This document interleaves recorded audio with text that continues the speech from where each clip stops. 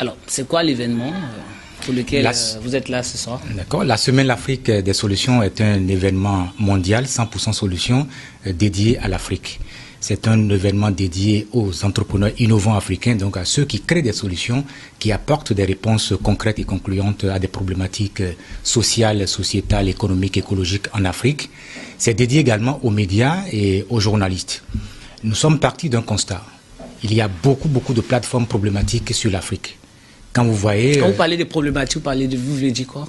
Quand vous voyez la plupart des conférences, la plupart des sommets, des tables rondes à l'international et même en Afrique, la plupart du temps, ça n'évoque que des sujets problématiques, c'est-à-dire la guerre, la famine, la pauvreté, le chômage, quoi encore, l'instabilité, le terrorisme, tout ce qui est négatif. Etc. Tout ce qui est négatif. C'est vrai qu'il y a des problèmes en Afrique, comme ici en Europe et ailleurs aux États-Unis.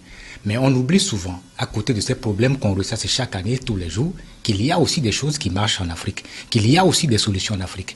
L'Afrique n'est pas un continent de problèmes, l'Afrique est un continent de solutions, un continent d'espoir, un continent d'opportunités. Et donc nous avons réfléchi à quelle plateforme alternative il faut proposer aux uns aux autres pour que nous puissions changer les narratifs qui font de l'Afrique un continent malade, un continent affamé. Donc nous avons choisi de promouvoir le journalisme de solutions en Afrique pour faire prendre conscience aux journalistes. Pourquoi ce choix-là déjà?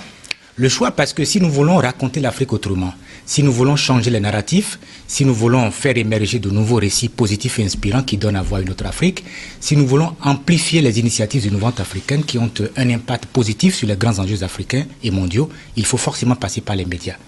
Vous connaissez très bien le pouvoir, la force, la puissance des médias ici en Europe. Donc, il faut faire prendre conscience aux médias la responsabilité sociétale qu'ils ont dans la diffusion des connaissances à impact positif et dans la valorisation des initiatives porteuses de solutions et porteuses d'espoir en Afrique.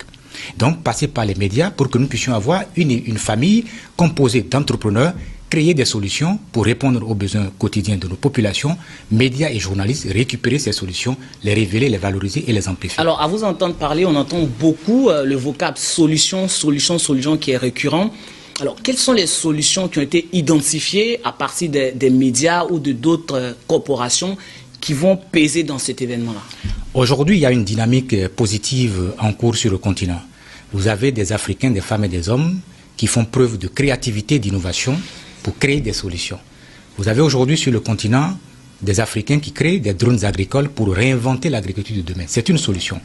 Qui créent des applications digitales pour favoriser l'inclusion sociale, économique et tout le reste, qui crée des ordinateurs portables. Vous avez en Côte d'Ivoire, vous avez Alain Kapotiti, vous avez le jeune Karim Soro, au Bénin, vous avez Richard Hodirado, il y en a un peu partout.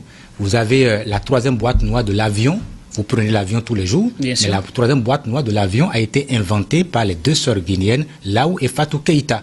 Mais les gens ne le savent pas, les Africains sont les premiers à ne pas savoir qu'il y a des solutions innovantes en Afrique. Et vous avez toujours en Guinée, vous avez Moutaga Keïta qui fabrique des mallettes médicales, des bornes de télémédecine, des tablettes, des drones un peu partout. Toujours en Guinée, vous avez Mohamed Souaré qui crée aussi des solutions dans le domaine de l'éducation. Donc il y a beaucoup de solutions. Au Maroc, vous avez les Marocains qui ont créé récemment une voiture qu'on appelle électrique. Il y a des solutions au Togo, il y en a qu'on appelle en République démocratique du Congo. Il y a par partout exemple, sur le continent. Il y a des gens par exemple qui vont ramasser des déchets plastiques et les transforment en poubelles écologiques et en briques autobloquantes ou en maillot de bain. Vous avez Bobo Bob Benza en RDC, vous avez la Sénégalaise Awa Saya également qui les transforme en maillot de bain. Alors pourquoi est-ce qu'on a énormément de solutions comme ça? On peut en citer pendant des jours, pendant des semaines, et on se dit que l'Afrique n'émerge toujours pas avec toutes ces solutions-là. Parce que nous avons un problème au niveau des médias en Afrique. Ils devons travailler, c'est pourquoi nous proposons de réinventer les médias en Afrique. C'est aux médias de jouer ce rôle-là? Oui, c'est le rôle des médias. Ce sont les médias qui doivent valoriser les initiatives porteuses de solutions. Si les médias ne le font pas, qui va le faire? Les entrepreneurs ici en Europe, ce sont les médias qui valorisent leur travail. Ce sont les médias qui les célèbrent, qui les mettent, qu'on appelle à la lumière. En Afrique, c'est le contraire. Il faut rechercher les médias. Il faut rechercher les médias et parfois même payer les pédiums. Vous imaginez quelqu'un, un entrepreneur qui crée une solution peut-être qui lui a coûté 10 000 euros. Et pour annoncer cette solution-là, il faut qu'il prévoie peut-être 15 000 euros conférence de pour presse, conférence de presse, un point de presse pour présenter. Donc il faut qu'il fasse à boire, à manger aux journalistes, payer les perdièmes à la fin et tout ça. Ça fait partie des facteurs qui handicapent sérieusement l'entrepreneuriat sur le continent. Pourtant, on nous dit souvent que les gouvernants, sinon le gouvernement met en place des budgets pour appuyer les médias. Est-ce que l'État ne doit pas faire plus pour faire comprendre aux médias que leur rôle, c'est effectivement de promouvoir ces solutions-là au lieu d'attendre, d'être attentifs vis-à-vis de cette situation que vous évoquez là? Oui, nous, notre vision, elle est celle-ci. Qu'est-ce que nous faisons? Qu'est-ce que chacun fait de son côté? L'Afrique nous a tout donné. L'éducation, des opportunités et tout. Mais nous, qu'est-ce que nous donnons à l'Afrique en retour? La question, elle est à ce niveau. Donc chacun doit essayer de faire ce qu'il peut et ce qu'il doit faire. Nous avons un devoir, une obligation vis-à-vis de ce continent qui nous a tout donné. Donc on ne peut pas attendre de l'État. Il faut aller vers de grands groupes de médias sur le continent.